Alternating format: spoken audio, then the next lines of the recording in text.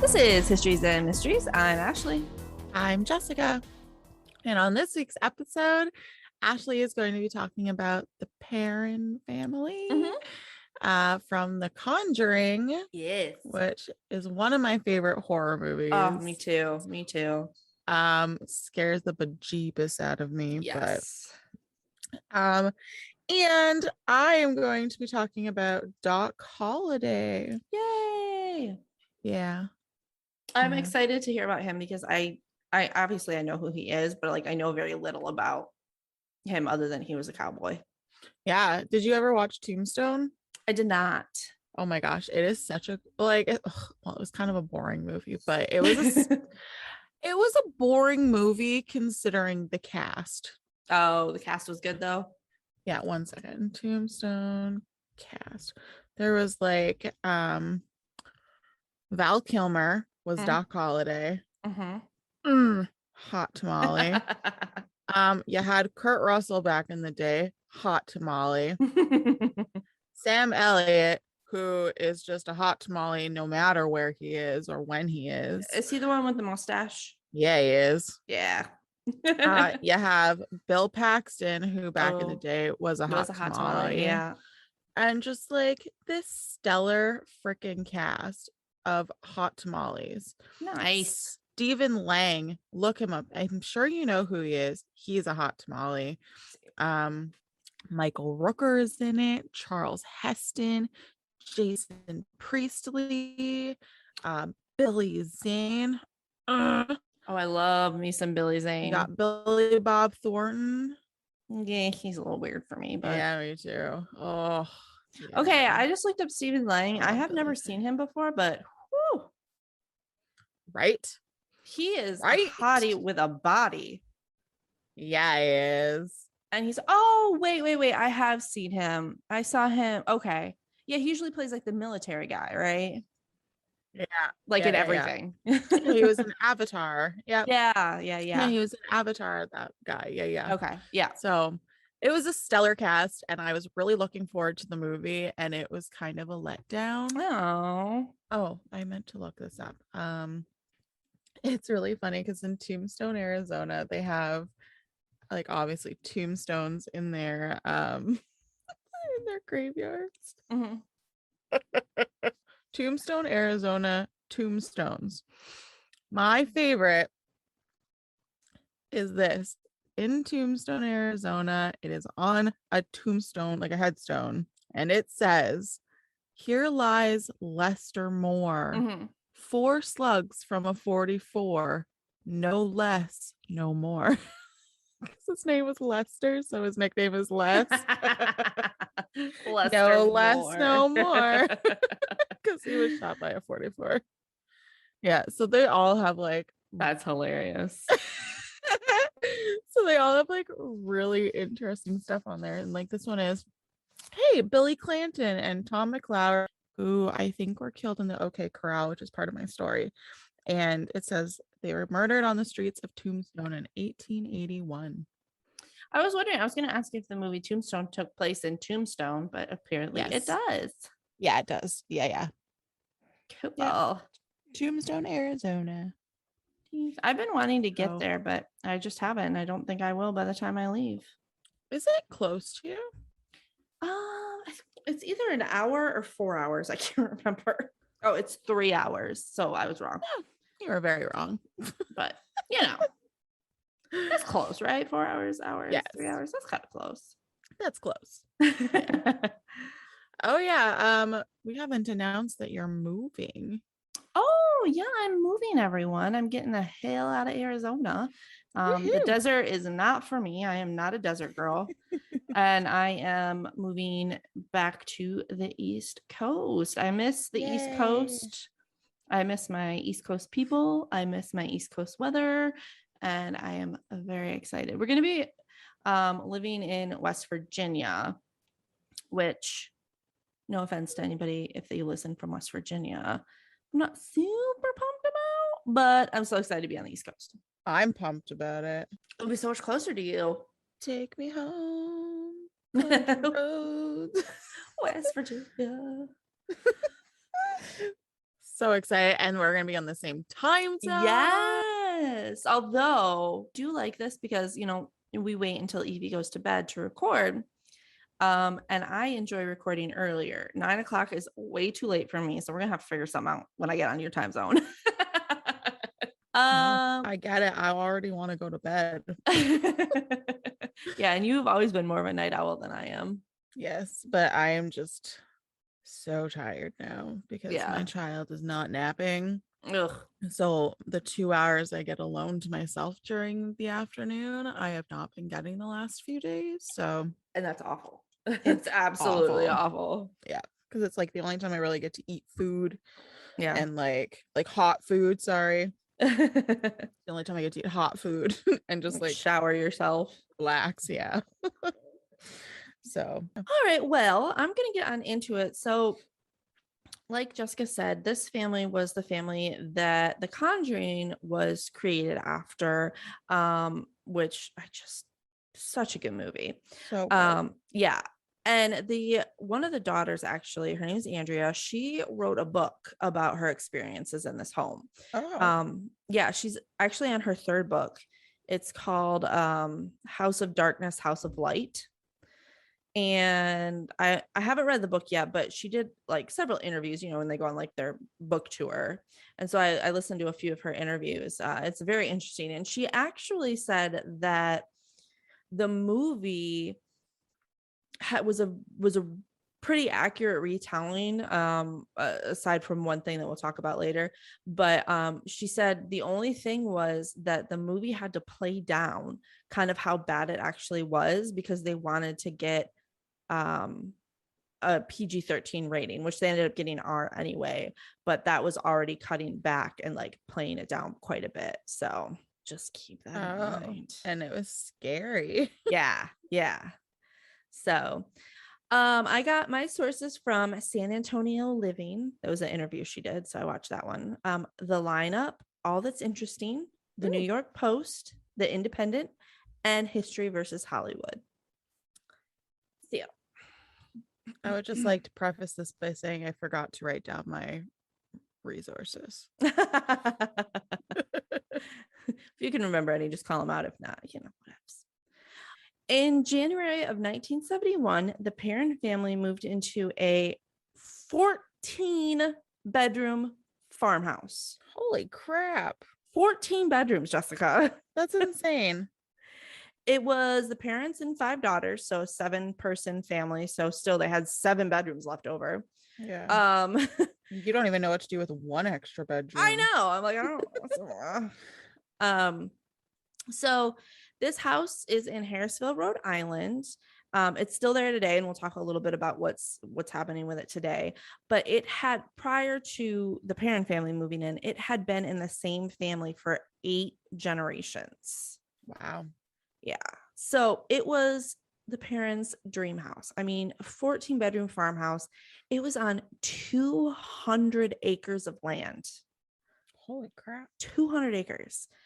The house itself was built in 1736. So that's even before the Revolutionary War. However, this house has a really bad history of tragic, awful events. Multiple members of the family died of like a mysterious death in and around the house. There was several children that died in a nearby creek.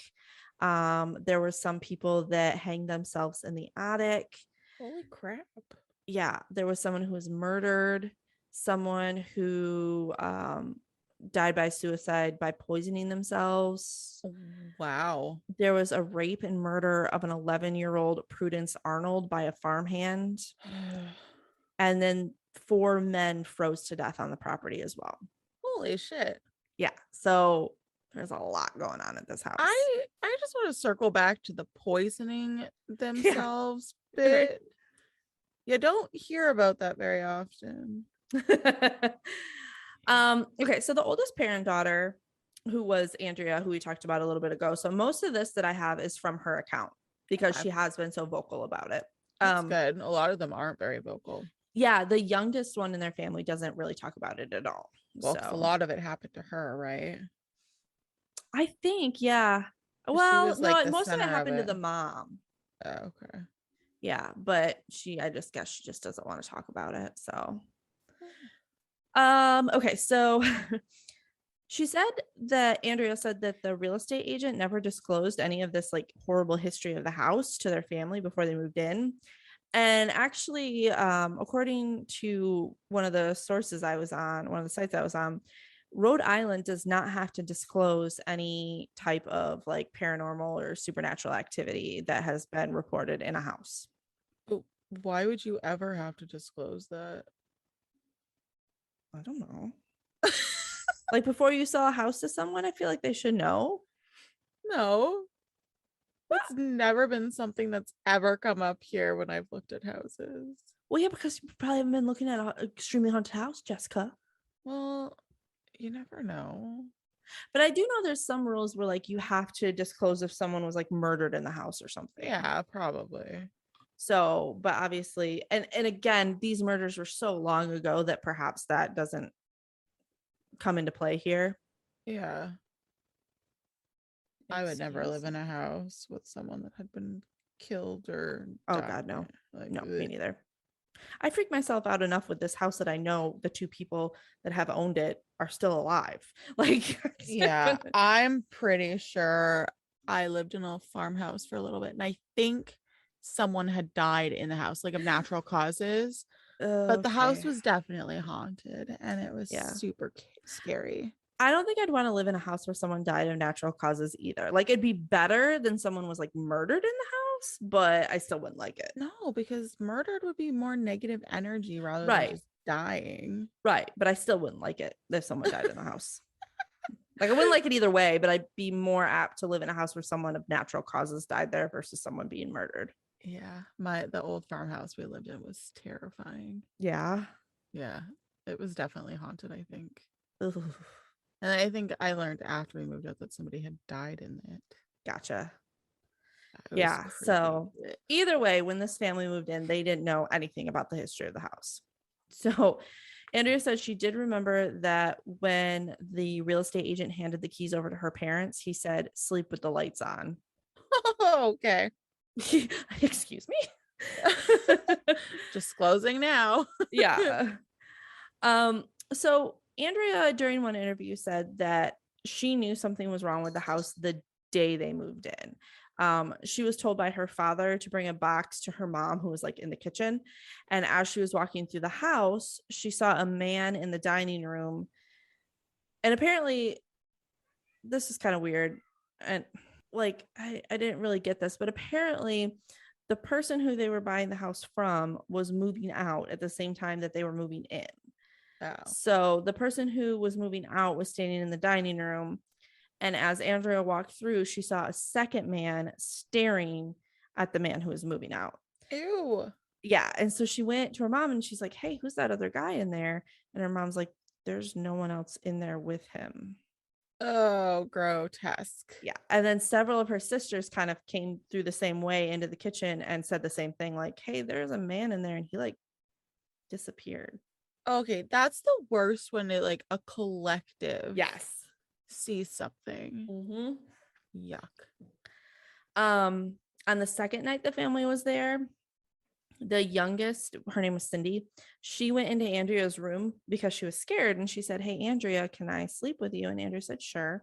And she asked her why she was scared. And Cindy told her that she kept hearing voices whispering in her room, like all kinds of voices, several of them, but they were all saying the same thing. They were saying, "There are 7 dead soldiers in the wall." Yeah. Ugh. Yeah. And I tried to find more on that, and there was never anything else said about that. So, That's traumatizing. yeah. They said they would see beds levitate. They had like this overwhelming rotting fish smell. They would have a lot of random failures of the heating system, so their dad would have to go down into the basement to fix it. And they said they're pretty sure that there was like a ghost residing in the basement because it was like freezing and there was smells down there. And he, every time he went down, he said it felt like someone was standing behind him. Ew, I hate it. I hate it. I know. One positive thing, April Perrin, who, oh, I'm sorry, she was the youngest. Cindy was not the youngest, but she was younger than Andrea. The youngest was April. And apparently she had made a friend with one of the spirits and who lived in her closet. And his name Oh, was Oliver Richardson. gonna say he lived in her closet, right? Yep. Like His that name was Oliver. wardrobe thing. Mm-hmm. But he was a secret friend, and she didn't tell the Warrens about him because she was afraid that they would make him disappear. Isn't that cute? Oh, and he wasn't like mean. He was her friend. Oh, good. Mm-hmm. Um, Another like really creepy story that comes out of it is Carolyn, who is the mom. She was sitting in the living room, and all of a sudden she felt this like horrible piercing pain in her leg. And she looked down and saw blood trickling from a small open wound, like she was like jabbed with a needle or something. Oh, And remember that needle because it's going to come back. I don't want to. So after they kept having like all these weird encounters, and like all of them were having it, it wasn't like just one was having it and everybody was thinking they were crazy. It was Yeah. all of them. Well, that's good. Yeah.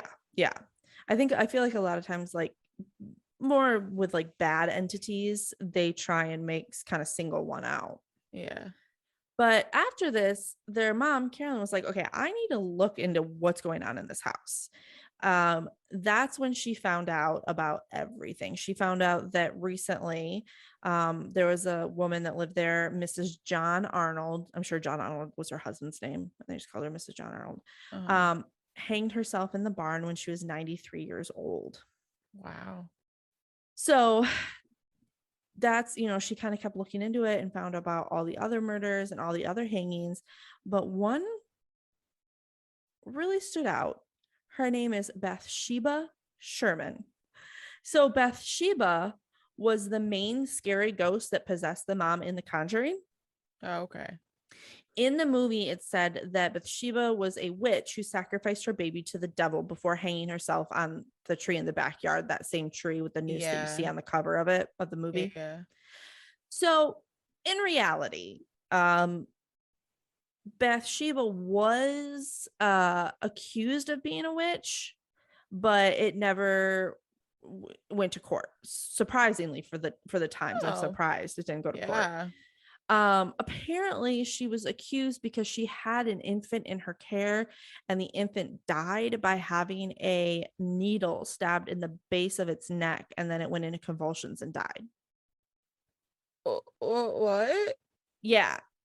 So they said that this was witchcraft of some sort. But apparently they didn't have enough evidence or something, and that she never even went to trial for it. I mean, that's just straight up murder. Yeah. Well, and yeah, there's like a lot, because I found this guy's blog who did extensive research on Bathsheba. I don't know if I'm saying her name right, but and he said none of this is true.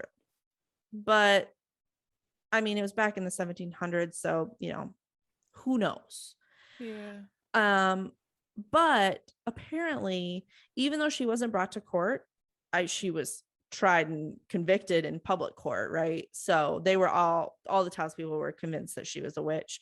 And apparently she lived her life out, like she had a miserable life after it because of the townspeople and them thinking she was a witch and how they affected her and stuff like that. And she lived there in that house until she was 70 and died. Wow. So there's a couple thoughts on why Bathsheba was so apparent in this haunting.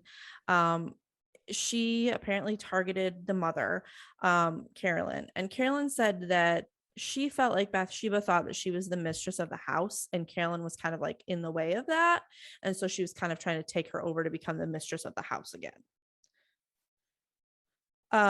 There is also that she was a witch, and so she's still there kind of because of those kind of more evil powers, because obviously witches back in the day are like different than they are now. I mean, they're not, but in the public eye, right? Yes. Yeah. And that was around the time of like the witch hysteria.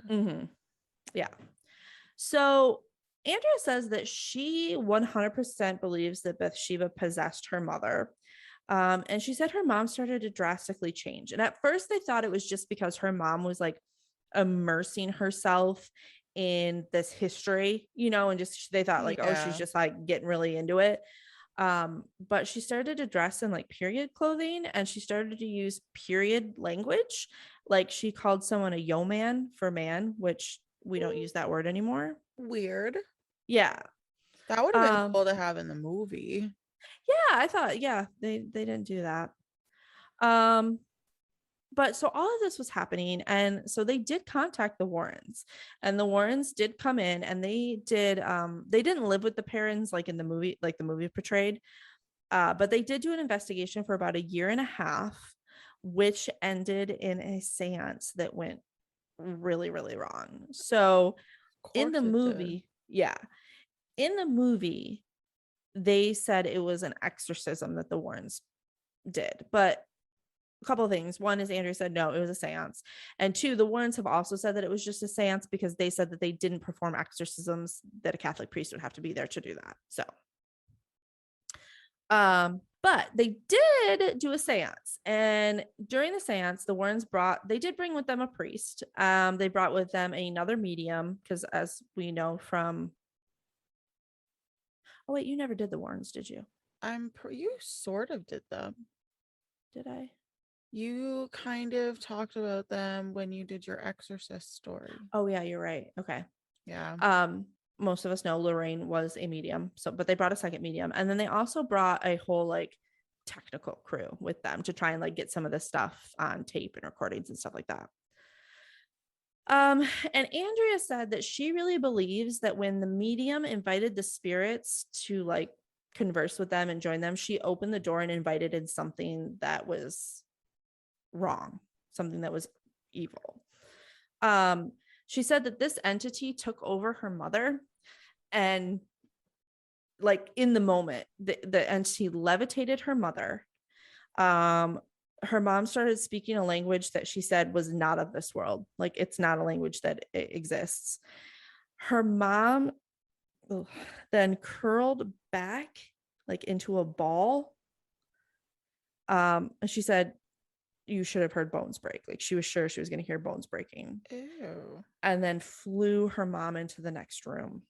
Ew. And at first I was kind of like, well, that seems kind of like, I don't know. I mean, I'm definitely like a believer in this stuff, but I'm also pretty skeptical.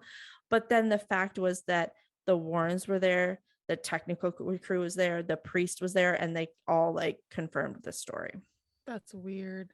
Yeah. And I never understood the whole they spoke a language not of this world, because like the poltergeists, the demons, they all were originally from this world. So I don't know. It's just weird to me. Well, I think poltergeists were, but demons aren't, right? Yeah. I mean, if we're all for the supernatural bit of demons, they were once humans. So I don't know. Oh, like Supernatural, the show? Yeah. Oh. Yeah. But I think like, at least in Christianity, demons were not humans at one point. Huh. Who's to say what kind of demons, So They all corroborated. yes, thank you. And okay. Andrea said that her and her sister watched all of this happen. They weren't supposed to, but they snuck down and were like hiding and watching it. Naughty kids. Shit. Yeah. So after this happened, Roger, the husband, was really worried about Carolyn, obviously, and her mental health. So he threw out the Warrens. He's like, I don't want to do this anymore. We're done. So in the movie, this exorcism gets rid of the witch's spirit and they all live happily ever after, right? But that's not what really happened. This seance did subdue the spirits for several months. Andrea thinks that whatever entity had come through kind of subdued the other spirits that were in the house, like they were scared of it or whatever. But she did notice that her mother started to waste away after this. Yeah, she said she like lost a ton of weight and just kind of like wasn't herself anymore, and just she said just basically was like wasting away. One night, her mother came out into the parlor and saw an entire family eating dinner at a dining room table that wasn't their dining room table. It was a different one. And a woman cooking in a fireplace that had been closed off for like about 100 years or so. Weird. She said she saw two men sitting at the table. One made eye contact with her, nudged the other man, and pointed at her, like, hey, look at that. Oh, She said, yeah, she said that she felt like she was the ghost. I was just about to say that. Yeah. Yeah. So at this point, Andrea said this is when her mom realized that they were kind of living in some kind of like portal type thing that could, go to the future and the past, and possibly even different dimensions, because Andrea said that at one point she saw a girl in colonial wear that looked exactly like her. So wow. So once Andrea saw that, something in her snapped and she was like, this isn't right. I need to get back to my family. So that's when she was able to kind of like mentally start coming back around. Unfortunately for the parents, they had a lot of financial issues and they were actually selling off quite a bit of land, just to kind of stay afloat. So obviously they had 200 acres. By the time they moved, they only had 8.5 acres left. So they were selling off a lot of it. Holy crap. Yeah. But it took them a long time and they weren't able to move out until 1980. So they were in that house for almost 10 years. Wow. But plot twist, Andrea said that some of the ghosts, since they were there for so long, actually attached to the family and like followed them and kind of haunted them for years to come. But like nothing ever severe came of it. So the house itself is still standing. As I said, it's only 8.5 acres now, but the people who have owned the house like since have reported paranormal instances. So yeah, there's a girl on TikTok. Yep. Yeah. So one previous owner said that they saw doors banging in the front hall, sounds of people talking in another room, footsteps, and her husband's chair would like start vibrating in the study. And she was like the last owner before this couple that I'm going to talk about. So there's two new owners. So they sold it from that lady whose husband's chair was vibrating. And their names are Corey. Animals in the back. I know, they're a mess. They're just a hot mess right now. Lieutenant smacked Pinky in the face. Lieutenant hates Pinky. Oh, because she's mean to him. She chases him. He's not a squeaky toy. He's not. So the current owners are Corey and Jennifer Heinzen. They're from Mexico, but they bought the house in 2019. They are both paranormal investigators. And so they were like super excited to buy this house. And as you had said, there is, I don't know if it's Jennifer that's on TikTok, but someone who has access to the house has been putting TikToks up about it, which is super cool. yeah, I was pretty sure. I thought she said she was the daughter, but I mean, it might be. Mm-hmm. I don't know. Yeah. So this couple said that they have experienced like the same things, like doors opening, footsteps, and knocking. And the husband even said, I have a hard time staying there by myself. I don't have the feeling of anything evil, but it's very busy. You can tell there's a lot of things going on there, which is super creepy. So their plan actually is to kind of restore it, and open it up for tours. Oh, wow. Yeah. So if you ever want a tour, it's up there in Rhode Island. Where is Rhode Island? Like way up in the east, the northeast. It's like this big. The state's like Wouldn't this that big. be near me though? Yeah, it's closer to you. Yeah. Okay, I'm looking it up because I want to know how far away it is. It is in Harrisville, Rhode Island. Oh no, I was so close to it. We were in Boston and Salem. Oh yeah, you were right there. Oh, and I've been. Oh my gosh, that makes me sad. Yeah, and then the Amityville house is right up in that area too. You could hit it all up. Salem, the Conjuring house, Amityville. We did Amityville, remember? I showed you pictures. Oh, I know. I'm just saying, like, as a tour, as Oh, like one, not yeah, you yeah. as in Jessica, but you as in like Yeah, the but I audience. mean, we were really we were parked outside of the Amityville house, and we like took a few quick pictures because we didn't want anybody coming out and getting mad at us or so Yeah. yeah, it was super fun. So that is my story on The Conjuring. And like I said, if you want to hear more from Andrea herself, she is shortly here publishing the third part of her book. That's crazy. Yeah. Crazy.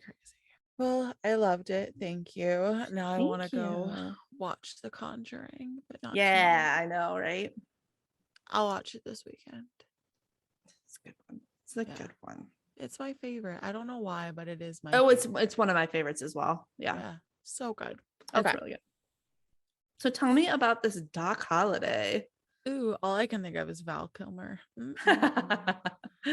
So, Doc Holliday. He was a sickly dentist and gambler turned lethal gunman, and he made history in Tombstone during the legendary gunfight at the OK Corral. So he was an actual like doc. I didn't realize that. Yeah, he was a dentist. Yep. Cool. When Doc Holliday died in 1887 at the age of 36, Wow. his friend Wyatt Earp summarized his fallen comrade's brief life. Quote, he was a dentist whom necessity had made a gambler, a gentleman whom disease had made a vagabond, a philosopher whom life had made a caustic wit, a long, lean, blonde fellow nearly dead with consumption, and at the same time the most skillful gambler and nerviest, speediest, deadliest man with a six-gun I ever knew. Unquote. Ooh. Yeah, he was a badass. I hope someone says something that cool about me when I die. Right? Wouldn't that be the best? I know. Mine's gonna be like, well, she wasn't great at anything, but she really tried. Yeah, that's me. So Doc Holliday was a trained dentist, and he first arrived in Texas in the dangerous waning days of the American frontier. I don't know, man. Texas is pretty dangerous now too. Oh my gosh, I know. Oh yeah, this is weird. Okay. I researched the story before all that crap in Texas happened. He quickly made a name for himself as a gambler with a temper and a gun. Pew pew. Pew, pew, pew, pew, pew. That's my favorite noise. Pew, pew. I love it so much. Doc Holliday was just a kid from the South before he became a legend. On August 14th, 1851, in Griffin, Georgia, John Henry Holliday was born to Dr. Henry Burroughs Holliday and Alice Jane McKee Holliday. Did you happen to look up pictures of these people? Of Doc Holliday? Yeah, and his like dad. Not his dad, but just Doc Holliday. So I'm looking them up as you're talking, and Doc Holliday's dad came on here, and I honestly thought it was a death picture of Doc Holliday. Like, this guy looks Really? awful. Yeah. Henry Burroughs Holliday. Oh yeah. Right? Does it look like a death picture? Creepy. Like how they used to do those death pictures back in the day? Yeah, he looks like a skeleton. I thought that was Doc Holliday's like death picture. Gosh, no, he looks like a friggin' vampire. He does. Like he looks like Dracula. Yeah, I think it's because he has such light eyes and he was very, very thin and dark hair, and it just didn't work out in those black and white photos back then. Yeah, he was very gaunt. Yeah. He looks very, very gaunt, and he has like a high neck. Yeah. Outfit on him. Yeah. Oh no. He's staring into my soul right now. Okay. Oh, so creepy. I suggest everybody look him up because that was awful and I loved it. So look it up. Henry B. Holliday would have been an excellent role model for his son because during Holliday's childhood, his father served in the Confederate Army. He was twice elected mayor, was secretary of the County Agricultural Society, Hmm. was a member of the local Masonic Lodge, was Hmm. secretary of the Confederate Veterans Camp, and was the superintendent of local elections. Holy crap. Yeah, so he was like, his actions were more socially acceptable than his sons. Okay. Yeah. It was obvious that Holliday's mother cared for him while in Francisco. Holy crap, I can't swallow. While Francisco, her husband's adopted son, had survived the Mexican American War, Holliday was her first biological child. Okay. Does that sentence make sense? Mm-hmm. Okay. Because when I said it out loud, I'm like, this is weird. Basically, this kid from the Mexican American War was adopted into this family. And I think that Doc Holliday's dad liked this kid, Francisco, a lot more than he liked Doc. Oh. So, but Doc Holliday's mom just like loved him to bits. Aside from that, oh, I forgot he had this. He had a cleft palate. Oh. And that had necessitated that he be given extra attention and assistance with his speech. Oh, you However, can't tell in any of the pictures because he's got that big mustache. yeah. Interesting. Okay. However, tragedy struck the Holliday family when the young legend was 15 years old. Hmm. His adoring mother died of tuberculosis Oh. or consumption, whichever you prefer. Mm-hmm, mm-hmm. In more ways than one, Alice Holliday's death marked the end of his boyhood. Holliday was close to his mother and was heartbroken when she died. That's so sad. To make matters worse, his father skipped the typical grieving period in the South and remarried only 3 months later. That's not good. Yeah, not good. And that sparked a legal dispute with his in-laws over his late wife's inheritance. Oh, okay.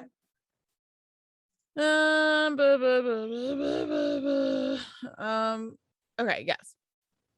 Despite the familial discord, Holliday appeared to be well on his way to following in his father's footsteps. He enrolled at the Pennsylvania College of Dental Surgery in 1870 and received his diploma 2 years later. Hmm. His notorious fury, though, was boiling below the surface.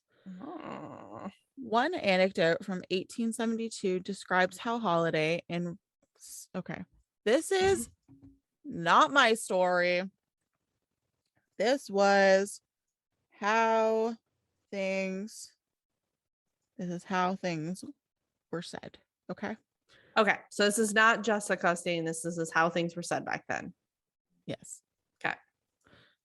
So this anecdote from 1872 describes how Holliday, enraged that black boys were at his favorite swimming hole, whipped out his shotgun and fired at them. Oh my gosh. His cousin, whose father witnessed the incident, insisted that he shot over their heads. But Either way, not great. not great. But Bat Masterson, a contemporary of Holliday's, who wrote a profile of his life in 1907, described how, quote, Holliday waited until he got a bunch of them together and then turned loose with both barrels, killing 2 outright and wounding several others. Oh my gosh. Those poor babies.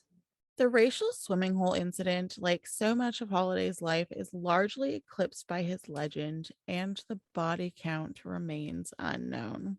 Wow. Some speculate that the episode was the catalyst for Doc Holliday's move to the West. Most sources agree, however, that Holliday deported Georgia because he became ill. He was stricken with consumption shortly after starting his own dentistry practice. Mm. So, unfortunately, this was the same disease that took his mother. Mm-hmm.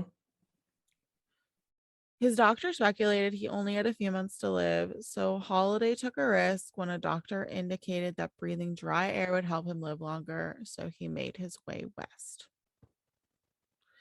In October 1873, Doc Holliday moved to Dallas, Texas. He arrived at the American frontier's doorstep just as it was beginning to disappear. Dallas was formerly known as the last big city before the uncivilized western frontier, but that wouldn't last long. The frontier was dwindling in size. After the transcontinental train was completed in 1869, western land became more accessible. Quote, there can hardly be considered to be a frontier line, unquote, the administrator of the United States Census would observe in 1890. Words are hard, okay? Words are hard.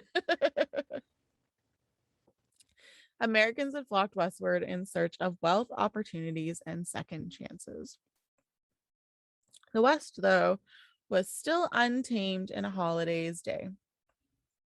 Newly arrived in Texas, Holliday tried to make a respectable living. He put his education to good use and got a job as a dentist. This was also the time when he began to be referred to as Doc. Yeah. Holliday, on the other hand, had not beaten tuberculosis. Oh. Patients were alarmed by his violent coughing episodes, and business dropped as a result. Oh, geez. I bet. I mean, I feel like I wouldn't want someone all up. I mean, they didn't know much about like germs back then, but still. Yeah. Well, yeah, especially because, yeah, your mouth is open, right? Yeah. So business dropped. Holliday eventually had to find another source of income. So, what could an astute, well-informed Southerner do? He began gambling. There's really no other choice, Jessica. No other choice. Doc Holliday's Wild West experiences were fueled by gambling, and he was a natural at it. But even beyond the money at stake, the games had risks, so Holliday armed himself with a 6-shooter revolver and let stories of his quick temper spread wherever he played. Of course, because there is, again, no other option than to gamble with guns. Exactly, while you are a smart man dying of tuberculosis. Mm-hmm. I mean, what else would you do? Yeah, You're gonna die anyways. Yeah, there's no other option.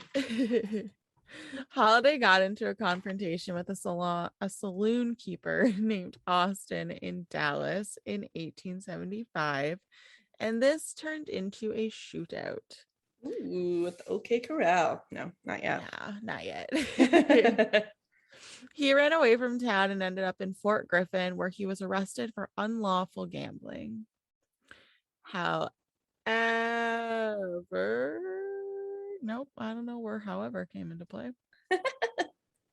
Holliday gladly accepted the moniker of the Deadly Dentist as he traveled to Jonesboro.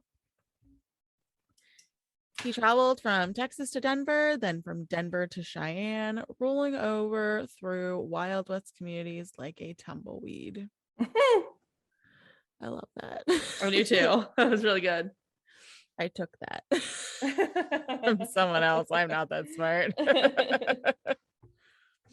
Holliday returned to Fort Griffin, Texas in 1877. He'd meet Mary Catherine, or Big Nose Kate, Hurney. Yeah, so she came up when I was looking up the pictures as Big Nose Kate. Her nose was not that big. People are so rude. People are very rude. She was quite pretty. Yeah. But he would meet Mary Catherine Hurney and Wyatt Earp here, and they'd become lifelong friends. Cute. Didn't you do Wyatt Earp before? Yes. No. Okay. So no. So fun fact, I did a short TikTok on Doc Holliday on On This Day in History. Gotcha. And someone had commented that Big Nose Kate was the madame at their bar and restaurant after Tombstone, and Big Nose Kate was the lover of Doc Holliday. Oh, okay. So I had no idea what he meant at the time, and I'm sure this is interesting. So, but I didn't know the connection, so it's really, really cool. Yeah, that is cool. Yeah. So Herney and Holliday met in a bar, as one might expect. Herney worked as a dance hall girl and a prostitute, while Doc Oh. dealt cards at John Shancy's bar.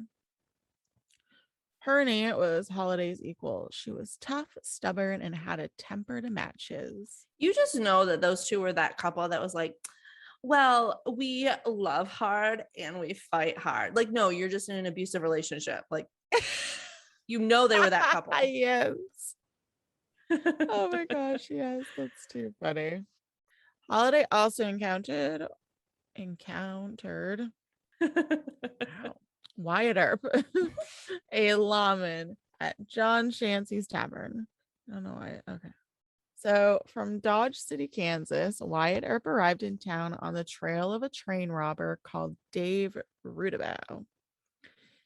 As a card dealer, Holliday was well aware of people's movements, so he provided important information about Rudabow to Earp, which led to Rudabow's capture. As a result, a fateful friendship was formed.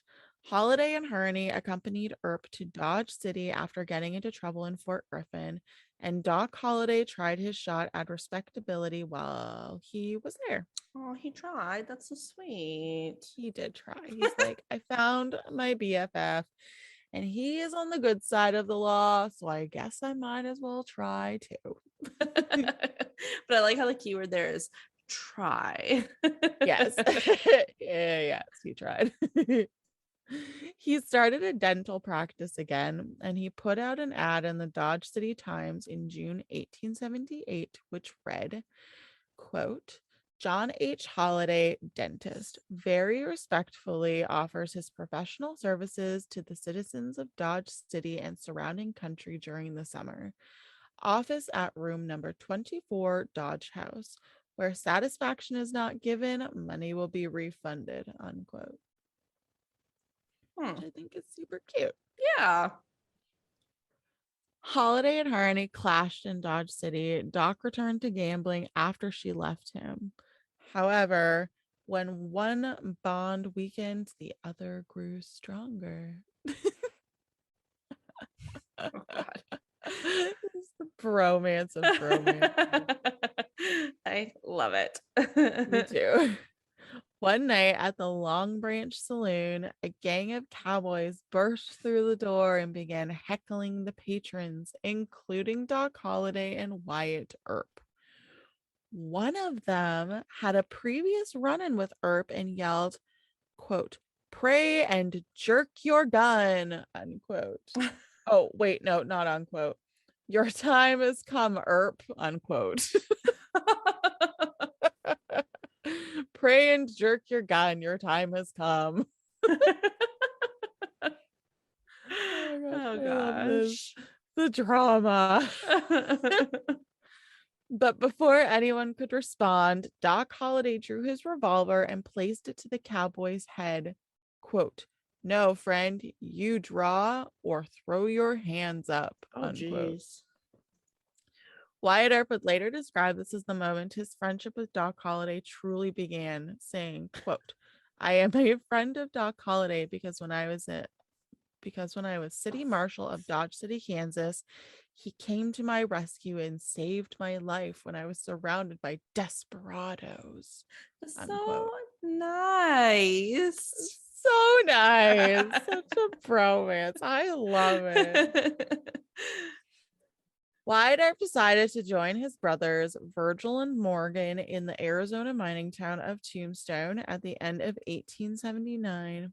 Soon after, I Doc like how your Holliday accent arrived. has you say tombstone. Oh, sorry. It sounds very nice. I don't know why my accent's coming out to play right now. Tombstone. It sounds very like, you make it sound like very like fancy. It is very fancy. But trouble seemed to follow Doc Holliday wherever he went, even to Tombstone. Oh. Doc Holliday and the Earp brothers are best known for the shootout at the OK Corral in Tombstone, Arizona. Despite the fact that Holliday was barely a lawman, He had allied himself with two lawmen, Wyatt and Virgil Earp. I really heard llama. Sorry. No, you said lawman, but I heard llama. I think I stumbled over my words. So it's fine. I get it.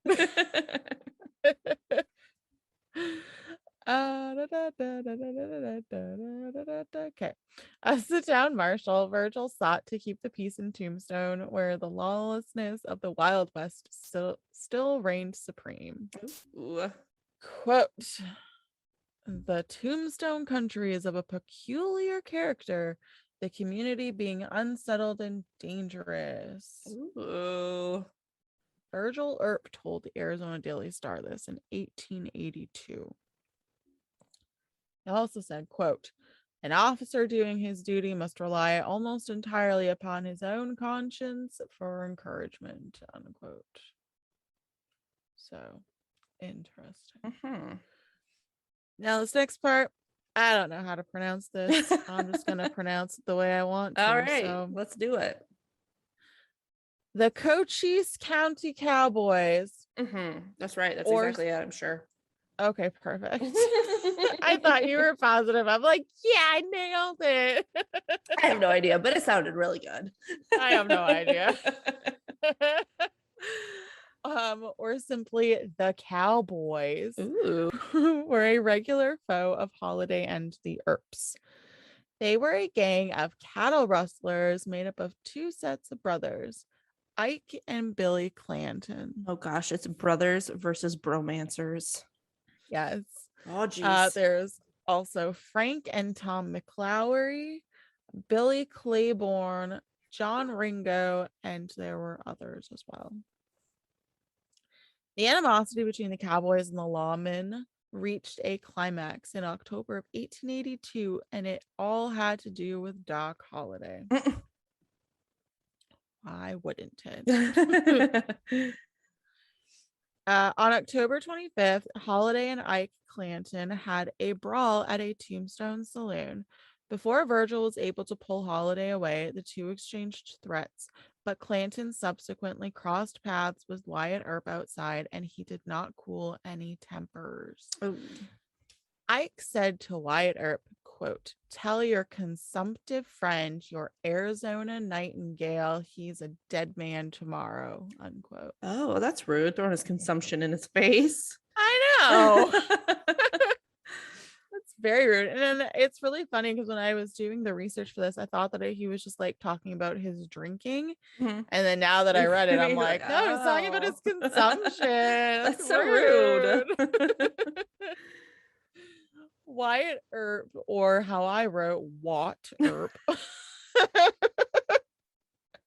Watt Earp. Responded, quote, don't you tangle with Doc Holliday. He'll kill you before you've begun, unquote. Ooh. Do you like my cowboy accent? Oh, that's what that was? It's wonderful. I was trying. I was trying, but not trying. I don't know. Ike and Billy Clanton, Tom and Frank McLowry, and Billy Claiborne congregated on Fremont Street between Fly's Photo Gallery and Jersey's Livery Stable the next afternoon. Oh.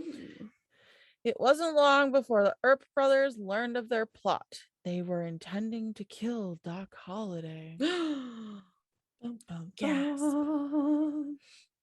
Virgil Earp arrived to enforce the law. Doc Holliday insisted on joining him as he gathered his brothers Wyatt and Morgan. According to Tombstone by Tom Clavin, Holliday immediately asked, you're not going to leave me out of it, are you? Wyatt Earp responded, this is none of your affair. To which Doc said, that is a hell of a thing for you to say to me. Oh my god.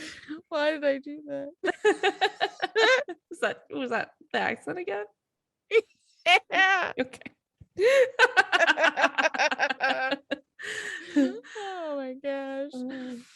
It was no use arguing. Doc would be part of the shootout. Near the OK Corral, Holliday and the Earps confronted the cowboys. Virgil Earp asked that they hand over their weapons, but they all drew their firearms instead. Oh, jeez.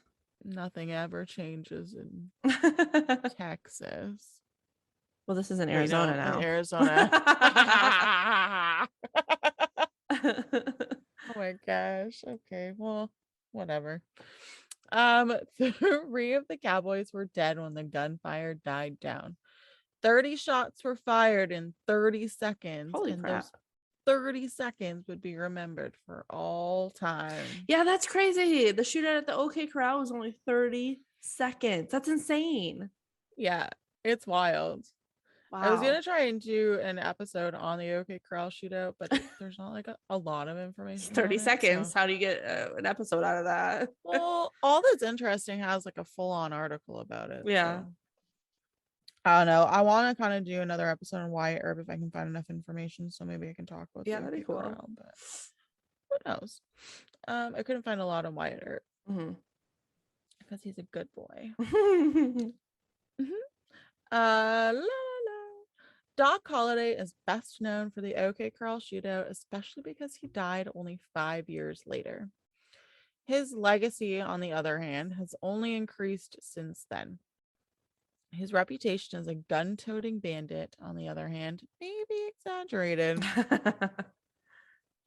He's claimed to have killed a large number of people, although most of these claims are impossible to corroborate. Even Virgil Earp thought Holliday's violent reputation was exaggerated. To the Arizona Daily Star, he noted, quote, "There was something very peculiar about Doc. He was gentlemanly, a good dentist, a friendly man, and yet outside of us boys, I don't think he had a friend in the territory. Tales were told that he had murdered men in different parts of the country, that he had robbed and committed all manner of crimes, and yet when persons were asked how they knew it, they could only admit that it was hearsay, and that nothing of the kind could really be traced up to Doc's account." Huh. Okay. Unquote. Very interesting. Yeah. Val Kilmer's portrayal of him in the 1993 film Tombstone cemented his status as a Wild West icon. Quote, "Doc appeals to something deep and visceral in the human psyche, which explains why he remains so fascinating to people," unquote, said Gary Roberts, a biographer of Holliday. It's possible that we'll never know exactly what is factual and what is a myth regarding Holliday, but what happened to Doc Holliday? That much is agreed upon by sources. In May 1887, the gambling dentist traveled to Glenwood Springs, Colorado, in the hopes that the hot springs would help him recover from tuberculosis. But they didn't. And on November 8th of the same year, the 36-year-old Holliday had a shot of whiskey in bed. This part's so funny. he right before he died, he looked down at his bare feet and said, "This is funny." Because he always thought he would die with his boots on. Oh. I think that's so funny. He looked down at his bare feet and said, "This is funny." I mean, at least he went out with a sense of humor, man. Oh my gosh, that's hilarious. I forgot about that part, and that was my favorite thing.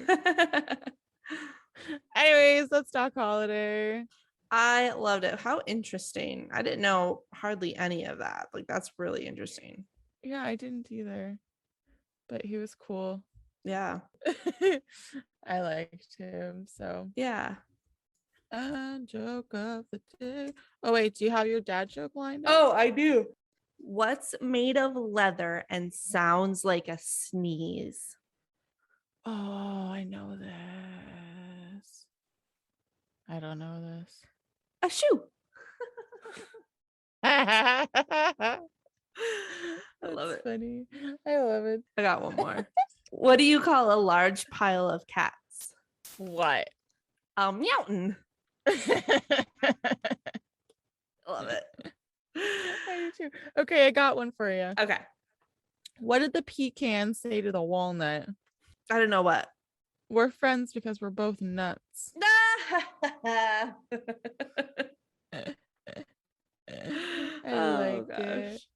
Our listeners are probably like, guys, these are awful. Can you stop? We hate these. I feel like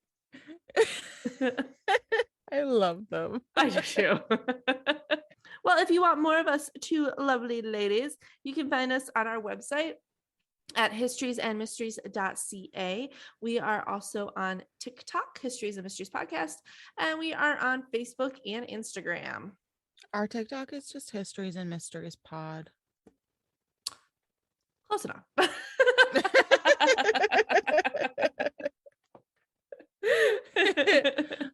If you also want to rate and review us, that would be fantastic. Please don't rate and review us on our endings, because for some reason we've been doing this for over a year now. We still don't know how to do it properly. So. But I think we're really good at everything else. So. Yeah. Yeah, we would really appreciate it. It would help us to get out there more and reach a wider audience. And we appreciate you. Yes. Thank you so much. All right. Well, we look forward to bringing you 2 new stories next week. Bye.